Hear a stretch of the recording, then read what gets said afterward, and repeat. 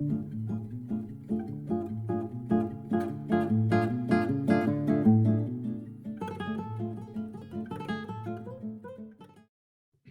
going on, everybody? Welcome into another 5 minutes with Sean, maybe 10. We're doing a sit-down edition. I promised you guys last week I was going to bring in someone who brought the energy on a similar level to myself.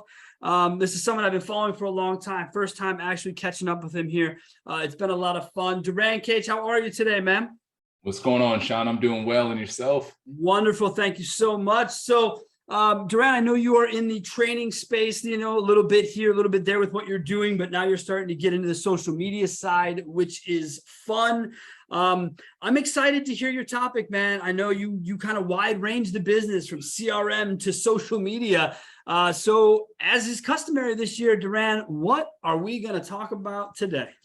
Yeah, so first off, thank you again, Sean, for having me on. So the first thing that I want to talk about is empowering your employees. Now, that's broad, right? So, okay, great. So let's squeeze this in. So when I'm talking about empowerment, I'm passionate about empowering the online experience team, otherwise known as the BDC.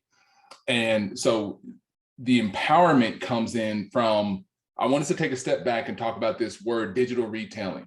So there's a lot of people that got a lot of buzz when COVID happened. I've got my own thoughts about that, but we're going to save that for another time. Sure. But think about this. With dealers and OEMs and everybody else pushing digital retailing as hard as they are, digital retailing is a process where pretty much we're saying we're allowing the customer to do parts of their process online, whatever. The problem with digital retailing and what I'm talking about empowerment is when the team receives that customer's information, there's a bottleneck in that process because we're not empowering the team that's receiving that opportunity in most cases to be able to help the customer with what they're actually trying to do online. So Sean, I'm gonna give you a real example. You and I could get online right now. We hit up some store wherever and we say, hey, we're looking to get a car right now. I need to know the difference between lease and finance, what's gonna make the best decision for us. And also we wanna put this in the business name. I've already put my information in your tool. Could you go ahead and tell me what we're looking at? What's gonna happen is a traditional BDC is taught to what? We all know, to secure a freaking appointment. The problem with that is the tool that the customer is using, if they wanted to set an appointment, the appointment scheduler is there. So if they didn't schedule an appointment, they don't want an appointment. They want information. So they want the information so they can make an informed decision. So when Sean and I, we talk to that rep and that rep says, well, Duran, that sounds great. All that looks good. When can you come in? Wait, what just happened? I just went online. I just spent an hour on your site. I did all this, got with my family, and you're telling me I have questions that need to be, okay, about that. Let me get with my manager and I'll get it back to you. Now, time out. We've all been in the business, at least most of us have that's listening to this. If I'm on the desk or if Sean's on the desk and an employee comes to us, and we've got a showroom where we're working a couple of customers and somebody calls me from the internet department and says, hey, Duran, got a customer. He's got a business owner. He's trying to find out finance, lease. He's doing it in his business name. I need you to help me out. What's the odds that a desk manager is going to stop doing what he's doing and walk over or either take a phone call with Duran about it's not going to happen. But if you empower your people and teach your people how to work with customers like that, starting with your internet manager down to that frontline employee that's in there, you create this seamless experience where if somebody calls in asking questions, they're equipped to answer. So that's a huge topic for me because so many dealers were still saying those words, just get them in, just get them in. But digital retailing and modern retailing and using the website is the complete opposite of the message. It's about helping the customer save time and help them make an informed decision. So what needs to happen is properly training, developing those people in that internet team so they're more empowered. This helps millennials as well. If you want to attract a better employee, let them be empowered to make decisions and help customers rather than sitting there and waiting and saying, hey, Sean, I still don't have an answer yet, but if you just come in, it can happen sooner. And that stuff drives me nuts. So I wonder, Sean, have you seen that? Do you feel that? And does that make sense? Yeah, man. No, empowering employees is something that, we've always believed is going to be the key. It's why I originally back, I don't know, 2006 or 5, someone brought me the concept of a BDC, and I thought to myself, I'm not going to do that. And I said, why not? I said, because if my salespeople don't do that, I'm going to fire them. It's that simple. And that was the expectation from the owner down. He didn't really get why we needed another layer, right? He expected that if he paid you what he paid you to sell a car, which was some of the most handsome dollars in the state, that was the expectation. He was a difficult dude to work for because he was very specific in what he expected in that way. But he did write the biggest check in the state, and everyone who worked there kind of knew why they worked there to some extent. You weren't there for the coffee, right? So when that happens, though, he empowers his employees to make decisions. He also holds them extremely responsible for said decisions, right? And all decision making that happens under their watch of their people. So our internet teams, as a BDC director for him, or just at the time, marketing director, not even BDC director, just internet director, all the websites, all the data, and all the people, right? You're in there and you're saying to yourself, guys, follow the process, follow up. We had an internet manager at every store. That was their responsibility. That was their whole life. Yeah, they sold 30 cars, but they dealt with all the leads, and you held them to the standard. So Duran, when the BDC got involved, my always biggest concern was the unnecessary layer that existed between me and you, right? So that you put a BDC in, because I knew they weren't going to empower them, as you say, because we already don't want salespeople on the phone talking to people about any of these details, right? And it's now post-COVID, and we still can't wrap our minds around the idea that people want information. I do not think people want to buy cars online. I've said this 100 times, and I'll say it for 100 more. It is still a less than 5% fully funded front to back game online. So let's take the 5%. Let's focus on the 95. The 95 tells us they want to get the majority of this shit done beforehand. Exactly. Duran, in 2004, we were offering home delivery and paperwork done online, and a dealership like Domino's, bro. You came to my Subaru store. If I kept you there longer than an hour, you got a year's worth of oil changes. Yep. Never did that happen because it was all done. Everything was done beforehand. 2004, people. I'm not trying to make it sound like I'm some, seeing into the future cat. That's not what this is. This just always, to me, the car business always struck me as being an obstructionist to itself. Always. From the desk to the first negotiation, when I sat in Chicago, here I am, 18 years old at a desk that's 8 feet tall, it felt like. You had to reach up to get the paper. And the guy's like, cool, bring me a deposit if you come back to my desk. Okay, sitting there talking with a customer in 1998, trying to get them to give me a deposit. The guy ended up giving me his 7-year-old child. Duran, so you walk up to the desk with a 7-year-old child and you go, here you go. And the manager goes, what are you doing? I said, look, I wasn't going to argue with this guy anymore because your style of get a deposit, get a credit card, the guy kept being an obstructionist. So I finally said, give me your kid. And he goes, have him. So I'm here with a 7-year-old because you made it this way. I don't want to be standing here with a 7-year-old. I was up there with Rolexes, Jordans, car note, titles, credit cards. You freaking name a dude in Chicago, you could convince people to give it as a deposit. The stupidest effing game that existed. Because if it was so important, if I was one of your top guys, Duran, why did you make every car deal take 5 to 7 hours? Why weren't you having 5 to 7 minute car deals under my watch so that I could go get the next stuff that dude's bound to screw up? Why aren't we doing that?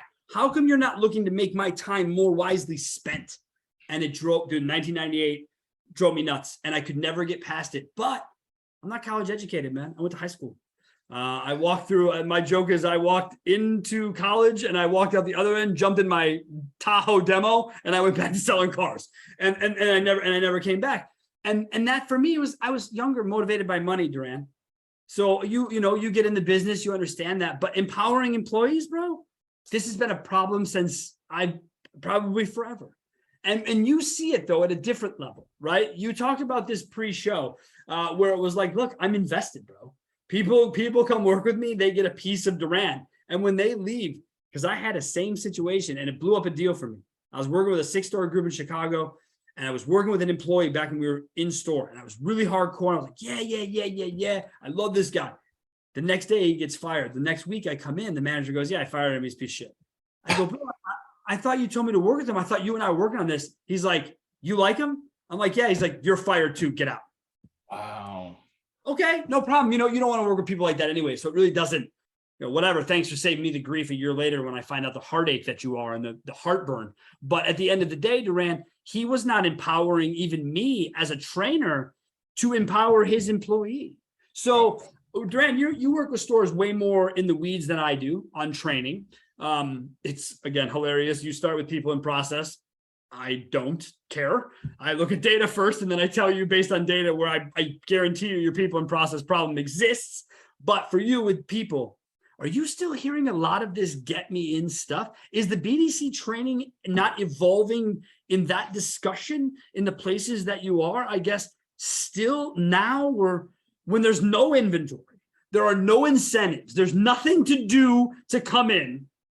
We're still doing the come in stuff. Is that what you're telling me, Duran? Absolutely. And I think, Sean, it comes back to that gap. Me and a good friend of mine, his name is Justin. He called it the bridge. The bridge is that there's this huge gap of people like the Seans and the me's that actually were in a store where we either were retail and we did a lot of the digital components and we understood both sides as an employee and consumer. And then there's this other huge group of people that are leaders in our automotive industry that have never stepped foot in that department, or even just sat there just to watch and see how that team operates.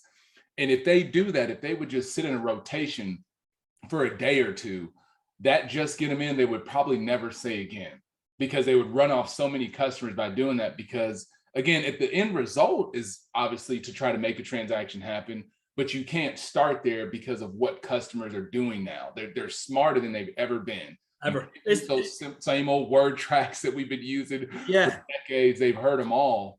And so they're so much smarter. And if we keep doing the same thing and just saying, hey, you want this information? No problem. Just come on in. All they're going to do is just find the next store. And then we've got competition all over the country now. So yeah, you don't have to just be in Memphis. You know what I mean? I've done, probably 10 car deals this year. None of them have been in my own state. There you go. Friends of mine still come to me. I think I joke with somebody the other day, like maybe 15, 20 cars a year. I still sell. People that hit me up. Hey, Sean, can you help me here? I go to my buddies who own stores that work with me that already are a part of my culture. And I say, hey, look, if you're cool to go out, I've got great stores. Right? I got some stores in Colorado. Well, who doesn't want to go to Colorado? Well, if you want to take a road trip, get rid of your car, come home with a new car, you can go there and do that. People are doing it all the time. People don't care. This, dealership in town, friend of mine, she says, Sean, sends me a picture. I should pull it up. I should put it as part of this. I really should put it in the podcast. But they pull the picture and it says, hey, Sean, what's this number at the bottom? $9,000 dealer add-on. That's what it says at the bottom of her pencil, all the way at the bottom. And I said, oh, well, it's probably sealant and coats and all kinds of dumb bullshit and add-on features and all this. And she said, yeah, no, that's not what it is. I said, well, then why are you asking me? She goes, well, because he told me that's what it is. I said, I don't understand. She goes, yeah, that's what I said. And he said, that's what it is. Take it or leave it. And I called my buddy and he gave her $250 off MSRP, which doesn't sound like a lot, but from 9,000 over, it's not bad. Overpaid for a trade versus what they were paying here because he can do trucks in Colorado better. They take a road trip, happier than clams, come back, they couldn't be happier. And they saved $8,000 and the guy in town now is going to see him for service. No, he's not, because they're going to go somewhere else because they're deeply offended by what happened to them and the front sale of a vehicle, even though the service department is 7 minutes away. So the empowerment, Duran, when you say that to me, man, I go a little crazy, because right now I believe that we live in the most empowered employee generation of our lives, and of anyone's life who's still currently living here. There is no more empowered employee generation. What I mean by that is I mean the empowerment to go find elsewhere, Duran, okay? When you've had enough of wherever it is you work, or you don't like what it is that you do today, right now, you can probably go find a job to pay you more and make you happier. That's the truth. So if you reverse that and you put on the business owner side and you say to yourself, if this, then how do I make my place the place everyone comes to as opposed to the place everyone leaves, right? And my clients say that to me, man, I just keep losing people out of my BDC. It's called common denominator, guys. It's tough to hear. I hate to say it to you, but if you've lost 8 employees out of the same place, you either have a terrible manager or you are the problem. Yes. And either way, it's got to come back to training, Duran. And I said this to you pre-show. Stop with the in-person stuff. I get the people who push it. It's big. It's not how you don't have to do that. As a matter of fact, if we're being honest with each other, I should have said this to you pre-show. All this training should be digital because that's what we're talking about. You should be walking through a DR tool with a client going, cool, watch this, watch this. Like, do you know, it was 2000, we started our company 9 years ago. So 2013 was the launch of Shop, Click, Drive, the dream child. Okay. Oh God, the most incredible piece of garbage to ever hit the internet. So when we first got to it, we were jumping on it, trying to show everyone how it worked and trying to see how it worked ourselves. And every time we went to the credit app page, we were getting these huge red circles with crosses through them. Not secure, not secure. And we're like, it's a credit app page, bro. Like, I'm not doing this. And if I'm not doing this, you can imagine a consumer just freaking out and leaving. So we had made some posts and said something about it, right? And instead of reaching out to us to ask us what we found, how we found it, how we could fix it, what's better, they called, and on a Friday at Tito's time, right about 5 o'clock, call me, dude, on a Friday. And the guy introduced himself as some boss of bosses out of Detroit for the tool. I was like, yeah, what's up, man? You will never speak about us like that ever again. What just happened here? We've heard how you're speaking about us at Shop, Click, Drive, and we will not stand for it. You cannot. And if you ever expect to be a part of our OEM turnkeys, and I said, I'm going to stop you there. Don't care. Second of all, I'm going to say whatever the fuck I want to say, whenever I want to say it. And if you ever call me again, I'm going to record this phone call, put it on the internet, and show people. And I heard dial tone, Duran. And he had hung up on me. And I thought to myself, if you would have empowered me to help you in that moment, maybe today, 9 years later, you wouldn't still be the laughing stock of all things digital fucking retail. Maybe. Probably not, because you're too big to not get in your own way. That's OEM's way of doing business. But when you talk about empowerment, I go to empowering employees not to leave me. When you hear the word empowerment, what is it about empowerment that gets you going? Because you said it brings a lot of passion to you. So what about it brings passion? Well, and all I can do is give my own testimonial to that, because similar to you, this was 2009, 2010. And what would happen is customers would be calling from around the country about a car. And I would have to keep getting with my desk manager, my general sales manager. And, you know, those of us that are passionate, we'll let like 10 minutes slide by and we'll go right back to the desk. Hey, you got my numbers? You got my numbers? You got my numbers? And then one day he finally cussed me out something silly. Yeah. He's like, you know what, bro? Dude, here's my login to Reynolds. Here's everything you need. Come in tomorrow morning at Saturday. It was a Saturday morning. He's like, you come in at 7 a.m. and I'm going to show you how to work Reynolds and desk a deal. Yes, sir. I was just. Where we been, bro? Where have we been? Why have you been letting this happen all this time, right? Yeah. Good for you, Duran, because that's exactly how all of us get it done in the store, is by continuing to come up. And people are like, that's aggravating. So is not getting what I want done 30 minutes ago. That's also aggravating. So. Yep. So after that, it graduated. It went from, okay, boss, hey, take a look at this deal. I just got a customer. He's in Arkansas. And then after about the 7th time, he's like, hey, dude, don't call me anymore. You got this. Like, you got this. Just do your thing. And it was so much freedom. That's why I was there for 8 years. Like, it was so much empowerment that my boss gave. And so when I see these departments that I work with now, and I see some that just, they have no empowerment to make decisions, to pull credit, to look, to be able to have access to inventory. Do you realize there's some teams that don't even have access to inventory because they want them to just get them in? Bro, they all got to go to the website. They all, like, if you're working for a big group, they all go to like the group page and pull the inventory. You're just like, oh my God. You know, like when I was an internet manager, right? Like, you had the whole inventory. Like, you knew what was in stock. You knew what was coming in. We had highlights for sold, incoming, not sold, blah, blah, blah. This was 2000, whatever. So yes, dude, that empowerment. And I guess I hadn't realized how much the boss that I worked for in Colorado had done that for us all. That he had basically said, look, yes, go do it. But remember, when and if you fail, there's nowhere else to blame. Yeah. No one else, and you were always like, cool, I'm not gonna, and I used to take deals, dude.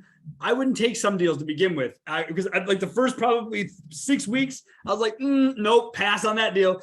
And then finally he was like, I get the feeling you're not doing all you can. I said, yeah, well, gross profit, is important. He's like, not in your department.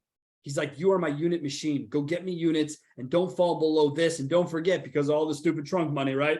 If you fall below that, make sure we sell this many of that vehicle so we get $250 a car and blah. And you're like, oh, okay. And you're playing all these games of numbers. But at the end of the day, he empowered me to know all of that and to help me with all of that. He helped me on my road to becoming a general manager and part owner. Was the idea and concept that, hey, you need to know all of this and you need to be able to work these departments and come through here. And when you talk about people not being in departments, but running them or overseeing them, we made it a point, man, to make the BDC the minor leagues. You know what I mean? If you ever had a detail kid come to you and say, Sean, I want to sell cars, you go, great, bro. Come on over to the internet sales team. You're just gonna handle old leads. That was our version of the BDC. Was a kid who wanted to get his feet wet, who we said, cool, long-term follow-up. And he would hear some of the worst shit in the world, right, Duran? But that was the hope. The hope was, because when I started, again, man, date the shit out of myself, 98, I'm using a Rolodex, homie.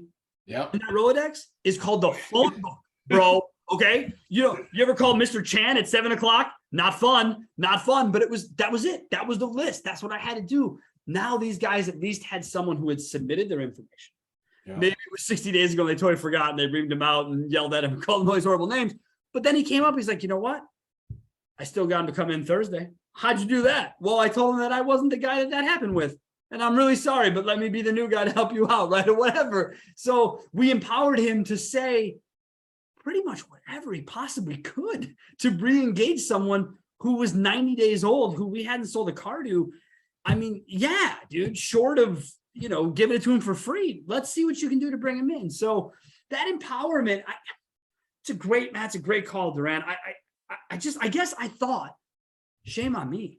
I thought the last 2 years would have just, I don't know, kicked that into high gear, dude. Like, and made it like the most obvious answer. But according to you, and I guess now that I think back to it, many other people I associate with are also in this boat of how does the BDC get more engaged? Well, give them the ability to be more engaged. And anyone who questions their BDC and says, well, BDC is a waste of money, it probably is then.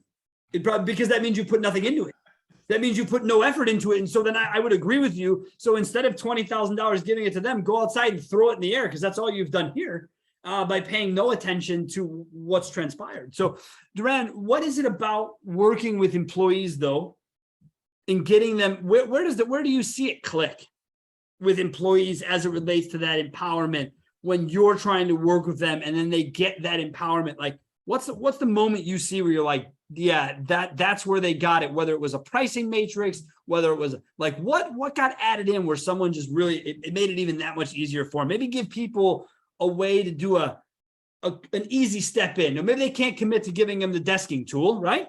But what could they do to empower an agent further today, given the concept we just talked about? Number one, inventory tool. Hands down, like make sure they have full access to inventory. If you don't want them to see the cost, then fine, don't let them see the cost. But whatever platform that you use, especially ordering cars, knowing what's coming in from these OEMs, they need to be part of those discussions, right? And they also need to have access. Number two is even having back-end access to the website. You'd be shocked, but most directors and BDC managers don't even have access to the back end of the website. And then three would be access to whatever DR tool that you're using to be able to see that journey, to be able to look at credit scores. And then, yes, like what Sean's saying towards the end, eventually you want to be able to have them structure a deal. But the best part about that is you never just tell somebody, all right, here you go. Duran says you're empowered, go structure it. No, it's the journey that makes it so great, because then when that's happening, that leader is coming into that department and she's like, or he's like, yo, you guys, I went through this today and this is what's going on. And then the team's getting excited because time kills deals more than anything. And so if their leader is more empowered to save them time, whether it be trade appraisals, whatever that thing is, man, they're going to be so pumped up, because now, just like what you said, Sean, who wants to have their top guy tied up on 4 to 6 hours? Well, who wants to have their top BDC person worried about some customer that's 100 miles away that says, I'm ready to do something now, but I need this information on taxes, title, delivery fees. Imagine they could turn around and talk to their boss, and she's like, hey, just pass it over to me, or here, let me give you the information. And now it goes to that morale. And when that morale goes up like that, because the empowerment goes up, now you start bringing in more employees that want to come work. Because now think about it, another dealership that has a traditional BDC that can't do anything hears about, an empowered BDC. What are they going to do? Hey, are you hiring over there? And what do you guys pay? All day, dude. That's what I'm saying. You want to be in the group people leave or the people have. It's funny, man. So let's see, 9 years ago, before we started Car Biz, I was at a crossroads in my life. I was going to have a chance to fulfill a lifelong dream of being an owner and really being an owner and really putting my stake, my money, everything into the deal. And so I had basically met with the guys that we're going to partner with. And they're like, look, it sounds like you got a real concept that you really want to see the modern dealership look like. So write it up, bring it back to us, and let's see it. Let's have dinner and let's talk about what you see as modern retail. And I brought it in and I'm like, yeah, look, here's the thing. I need Wi-Fi on every corner of the earth in this building. Why do I need that? I said, because everyone and their mother's going to have a tablet. Why are they going to have that? I said, because they're going to have the whole CRM and inventory on their tablet. Why do they need that? Because I don't ever want them coming inside. I don't ever want them to have to worry about getting a customer in here, pencil a deal. I don't want to. What do you mean? Well, how are they going to go to the desk? What desk? They got the desk in their hand. Customer has a trade. They can scan it. We can work deals. I can have appraisers back here. I don't need people anywhere. This was 2000, like I said, 13. And man, I remember sitting at this dinner and these dudes were they were ghosts. And it's like they had seen the craziest shit in their lives. And finally the owner sits up and he in his chair and he's like, Sean, I got to ask you something, man. Have you ever penciled a real car deal before? I was like, what? I'm like, fuck yeah, I've been penciling deals my whole life. What does it matter? He's like, because that ain't how we do it. And I'm just like, well, no, because I was going to empower people to not have to go back and forth to the desk because customers hate that shit. So they could just sit at their pad and go, no, I don't think so. Or we could have a discussion via text and these CRMs right there was like, no, I don't want to do this deal. And we could say, you still don't have to leave though. And they were like, yeah, but then how do you hold the gross? And I'm like, wait, what? We hold the gross by making it convenient. People will pay more money for convenience. They will never not do it. Okay. I get a lot of shit from people when I used to go to shows because I fly out of Chicago and my business partner and I, we sat in first class. Okay. That's how I travel. That's how I prefer to travel. I don't like travel. So when I do it, that's how I like to do it. So buddies that were coming on, going to the shows were like, oh, you get paid too much. You get to, no. I'm up here because it's convenient for me, bro. All right. I don't like a ton of people. So I only get one person in my row. I'm traveling with someone. So I have no one in my row that I don't know. I'm easily in and out of the plane. And my buddy's like, yeah, but it costs more. I don't care. It doesn't matter to me. It's convenient to me.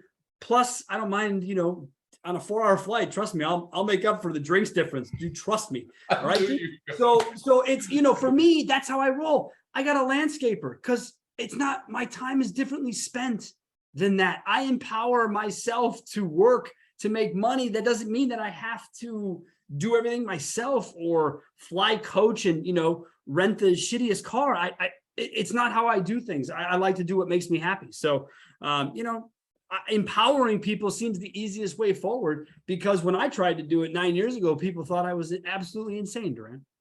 But you know what, though? It's like what hit me, and I was writing this down as you were talking at the desk. I think that's because I just talked about this yesterday at a dealership about whatever DR tool they were using. I was like, dude, this would be great on a tablet, dude. Like, imagine what you guys could use.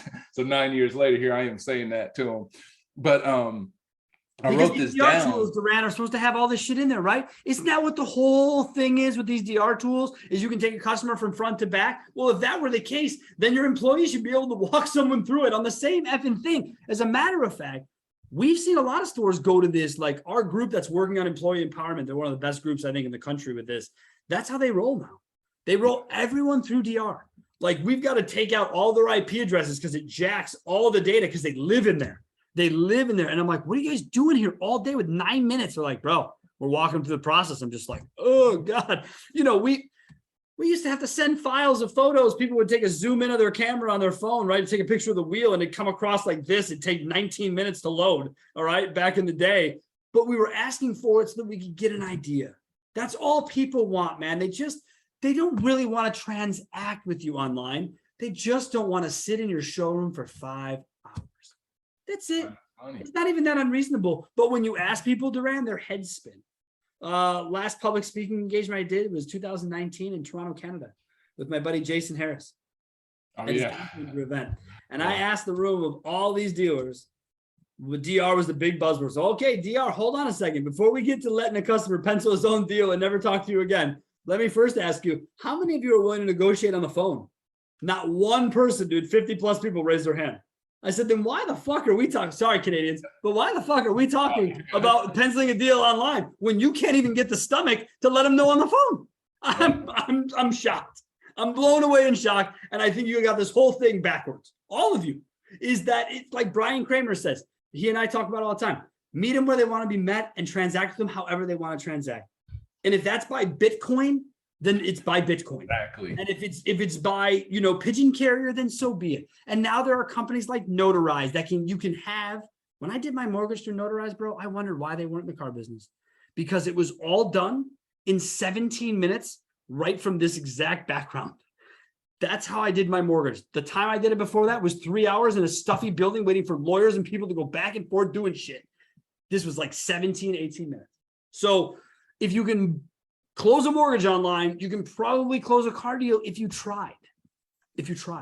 My owner, the reason we were great, and I'll say this to anyone, anytime, is because he was already rich before he got in the car business. He didn't know shit about the car business really as it related to how to make it bigger and badder. He just knew he liked it. He knew he had money and he didn't care, which meant when we come to him and say, yeah, do we want to pencil a deal with a guy 200 miles away, deliver him the car? Maybe we're going to make like $800, but we're going to sell a new Subaru, and that's a goal. Mm-hmm. Sell. And now he's got a number 3, probably top 3 Subaru store in the state of Colorado. And it's only because he's always continued with that mentality. He's never stopped saying, yeah, sell the car. Sell the car wherever they want to meet you. Go sell. We were doing FedEx paperwork, bro. Like having people have to go see their notary. Go where the best was when customers were like, I'd really like you to drive it to me so I know it's safe. It's like, oh, really? Oh, to the mountains? Oh, geez, this sucks. I'm like, well, I'll be gone for 4 hours, guys. See you later. And you just roll out of the mountains, close the deal to living room over, whatever. That's why we do it. That's what it's about. So, Duran, what is the biggest pushback you hear on why the answer is no to empowerment? I got it written down right here. This is what I was saying earlier. They don't actually say this, but this is what I think most. Well, you're gonna hold on. Before you give me the version you think, you got to tell me what you're hearing. How do people deflect? How do people say no? How do they say it to you? And then I want to hear what you actually think they're saying. Okay, so what you normally would hear, or what I hear, is they're not ready. Those employees aren't ready for that. No way. They can't do that. I got to control my growth, blah, blah, blah. But really what they're saying, what I wrote down. I'm not ready. is when you empower people, if you're a traditional old school leader, you feel powerless. So what's happening is if you're not a modern leader, when you give power to empower other people, you feel like, what am I here for? It's like, what do I do now? And you're supposed to lead. That's what you're really there to begin with. You're not a desk manager. Desk managers are done. You are a leader. You're somebody that should be measured upon the growth of your employees and the success that they have, not the success that you have at the desk. But that's what happens. You empower others, and it takes power that we think it takes power from us as leaders, but really it actually makes you more powerful, dude. Like when you bring in people and you empower them, boom. They want to work for you, bro. They want to be there. They want to be part of the team. Yes. Duran, do you know the name Trey Hudson? Yes, I do. Yeah. So Trey Hudson, unbelievable human being. He and I are like just same tracks in life. Just he stayed in retail. I got out, but everything about our stories are the same. All the desking in the 90s and all this other shit. And when he talks about it, that's what he says, man. He said, I'm not a desk manager, dude. I'm here. I'm a cheerleader. I'm a rah-rah. I'm here to get you up, make sure I know what's going on. Yeah, of course I can help you pencil a deal, get somewhere, whatever. But we need to be looking at the whole picture, right? And that empowerment is a big part. When we started CarBiz, I was the worst, dude. I had my nose in everyone's business, bro. And these were partners. My wife and my business partner, they're partners in the business. They're not employees. They get paid when their departments do well and we all make money.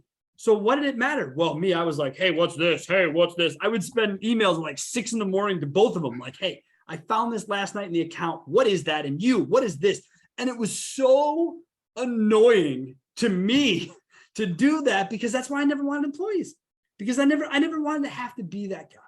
I want to be able to say to you, go do the job, trust you to do the job right. And that's what we did. I turned it over. I deleted all the financial apps. I turned over full control to my business partner on the back half of the business. And I said to myself, I'm not going to go there anymore. And it allowed me to grow the front half of the business and dream things up bigger and do things differently than perhaps I would have being bogged down with others. So I get the powerless, but I'll tell you what I hear. When they tell you that that employee is not ready, that means they're not ready. And that's the same as what you're saying, I believe, which is the loss of power, but they're not ready to allow that to happen. Anyone who knows me or has followed the show knows I am a therapized, fresh 41-year-old, okay? All right, so I am all about therapy. I'm in my midlife. I'm learning and seeing life as it, whatever. What I can tell you is that people want to be a part of the action. So when you ask yourself, well, how do we keep our employees? It isn't about more money. It might be about more time if you're in the car business. Car people, don't forget, I'll tell you the story last time. I used to offer a bonus. You could have cash in hand, or you could have a long weekend if you hit your sales goal for the weekend. Everybody chose the long weekend, okay? Every single time. And what did it cost us? Nothing. Cost us nothing. But in the car business, Trey and I have talked about this. If you ain't at the store, Duran, that means you're wrong. I got to be here. Where's Duran at? Well, it's his day off. No, that's not real commitment. No, that mentality, dude, stayed with me for so long. It took me at least probably the whole duration of my 18-month corporate job to fully detox from the retail mentality of you're at work. You're at work. You need to work every day. Like the word grind, bro, that's not how I want to live. Okay. I hear the word grind. People talk about it. It cringes. I'm like, dude, stop relating that to something I should smile about or go do or have it be a part of. Because to me, things grind when they're fucked up. Things that I want it to flow. I want a flywheel, baby. I just want that thing spinning, just blow into it and it flies away. That's the life I want to live. So for you though, you're a business owner. How well do you do with empowering your employees or partners or people who work with you? Oh, all day, dude. I can't. I live just like you. I lived that life, man. And it actually brought me to the worst part of my life, from depression, anxiety, to all that stuff, to almost mental illness, because I was trying to be everything to everybody and my wife and kids. And so when I finally stopped that and I started relying more on my wife's strengths, my kids' strengths, and what they can do to even help me grow this thing, that's when my life has just become great, because my wife's way smarter than me. And there's areas that when I started listening to her instead of telling her what to do all the time, and I started listening, she was like, well, you could do this. That's what I tell about social media. I actually hated social media with a passion. I would not do it. And then I finally was like, I don't know what we're going to do. She's like, you could try social media. And same way, bro. Same way. Same way. She was like, look, I get it. And they actually fought it on my end. Business partner and her at first were like, we're not at a place yet we think we should put you online. And then as soon as we got a few clients and they're like, okay, now we think we're ready to put you online. And I said, look, guys, I'm not going to change anything. So you're going to hear a lot of swearing. You're going to hear a lot of stories. And the podcast itself, this very show, we're coming up on like 240 episodes, Duran, whatever it is, right? This show, you can tell by the audience what has happened. And it's exactly what I wanted. Go back when you have a free minute, you're in a YouTube hole. Go look at episodes 1 through 4 and look at the number of views, bro, and watch how that number just deteriorates over time. You know why? Because people realize they don't want to listen to this. They don't want to be a part of this. And you know what? Good on you. Yep. I'm serious. I couldn't be happier that we don't waste time doing something because we think we have to. So thank you to everyone who has stopped listening to the show. Maybe you've returned. Maybe you didn't like what I said. To me, it meant that you wouldn't bother wasting my time to ask me to help you with your business. And that makes me the happiest, because the guy you see on the podcast, the same guy you would have hired to help you with your business. And it would have taken us a lot longer to figure out you didn't like me. So that's what we're good. Dude, now we're good, Duran. So dude, for you, bro, you are like the clean cut version of social media, bro. Like you're always in a nice store. You're always primmed. You're propered up. Like, dude, I put this shirt on just because I didn't want a Grateful Dead shirt with a paint stain on it underneath. Okay. So like, I'm just a different guy. But for you, when you're on social media, you don't sell anything. I don't ever see Duran Cage Automotive. Here's our list of services, right? And honestly, Duran, you're one of the only people. Well, you kind of asked me, but most people come on the show, and the first question they have from me is, Sean, what exactly do you do? And it's like, yeah, no, it's because I don't talk about it online. It's not. I don't sell my business like that. I'm trying to give you the idea of what I do through just the communication, the confidence of it. So what has that done for you? What has social media done to empower you to be a better business owner, I guess, since we're on the topic of empowerment? Yeah, it's done the exact same that it did for you. The people that hate my guts, they'll never talk to me. A dealer that doesn't like my approach and how I talk, they'll never talk to me. But the ones that do connect and send me that message, legit, it's a wrap. I mean, the most recent opportunity I just got was from the picture I did where I'm golfing. Dude, it was me with some Jordans on, trying to get my golf game up because I really do want to learn because I get invited a lot. And I think it would be cool to get with some clients. And dude, that one ended up getting me like 3 leads where people were like, hey, dude, I saw the post of you golfing. We freaking love that. We want to talk to you, man. It's everything that's me pitching that's just about, because my goal, I tell everybody this, my number one goal with social media, every time I post, is to help and encourage one person. It's one or the other. I hope that somebody sees my post. Like today, I posted something about you need to laugh more, connect with your people and laugh more. I hope somebody went to their desk and went to somebody and just started laughing their tail off. Just then mission accomplished. You know, that's all I want. Just like you, dude. When I see you going outside, literally, I can't tell you how many times on a Friday or weekend I'll see your post and I'll go right back to my backyard because it looks like the country. I live in the country. I live outside of Memphis. So we live in the country and I love it. And I go out there and we just walk, dude. Like we go out there barefooted sometimes with my nasty gaiters out. You know, my feet are terrible. And we'll go out there, just walk around in the grass, dude, just looking like we got a garden out there. But that's what life is, man. It's not all this automotive sales stuff, dude. This stuff is going to come and go and eat us up so quick.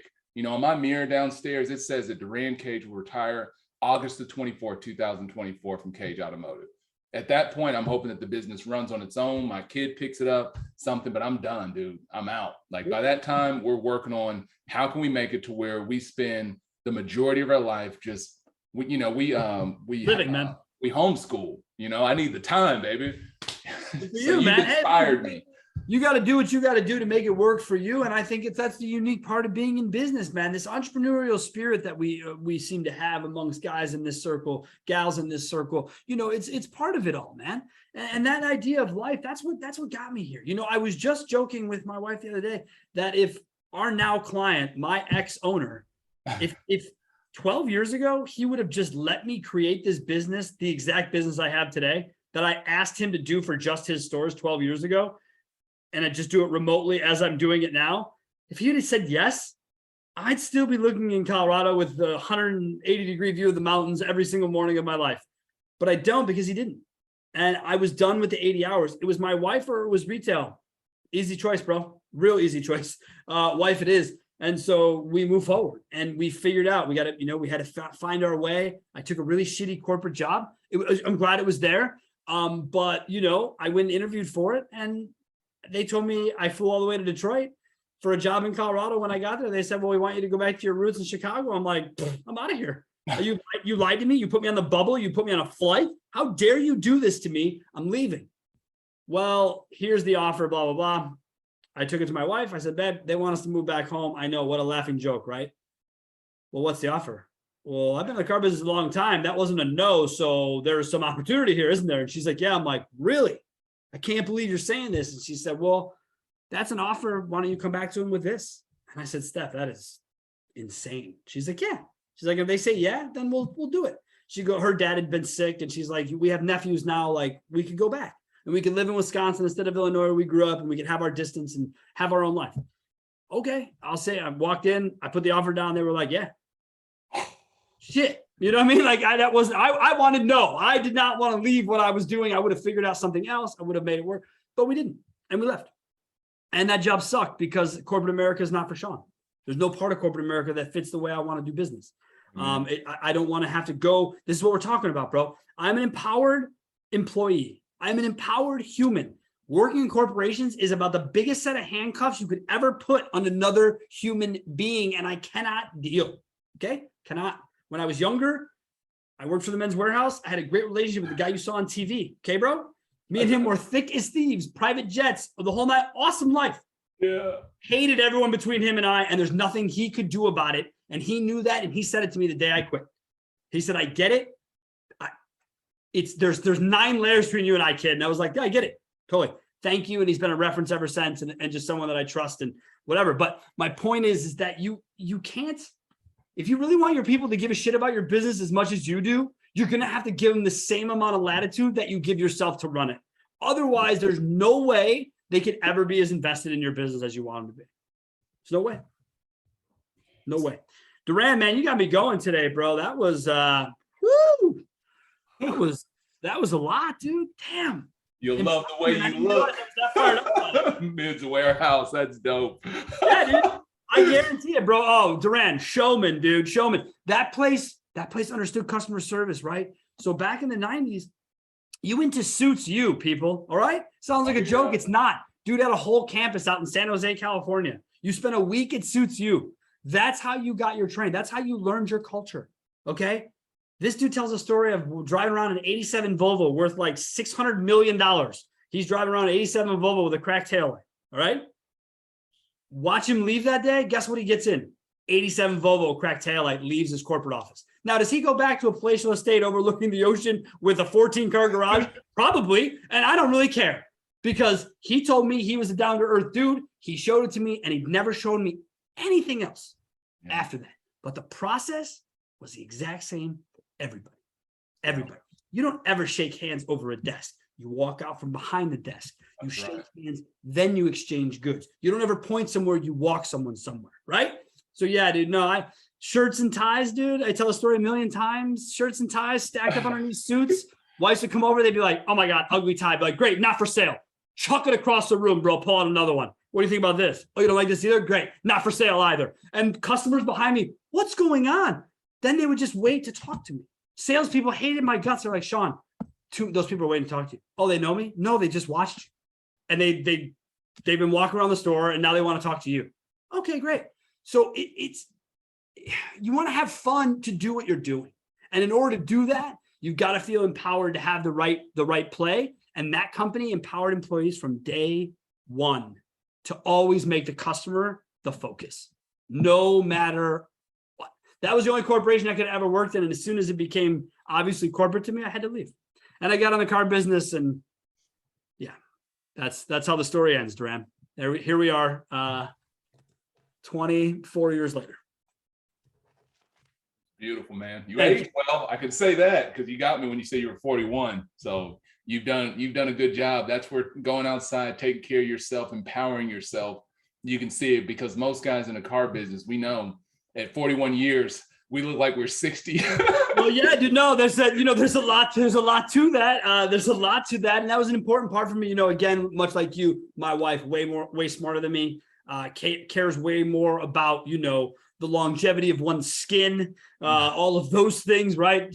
So, I got a twice a day facial routine here, Duran, between us guys, no one else, hopefully. But yeah, I mean, I do a lot to take care of myself because this is the business. Like you, I don't have tech that I can sell. I don't have lineage that I can pass it down to. As a matter of fact, last week's show was all about how I hate the word retirement. Actually, 2 weeks ago. Last week was mental illness, or mental health Monday, but 2 weeks ago was retirement.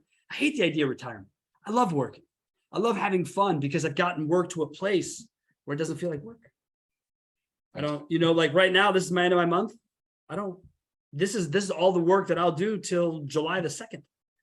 Wow. But I also don't care about July 4th or holidays because if it falls in the first 15 days of a month, I can't care because our window of work is 1 through 15. We work our absolute asses off to accomplish the goal on the last delivery day. Come the 15th, we recharge, we hang out, we get ready for the 30th to turn back to the 1st, and we do it all over again. So you rarely will find me traveling.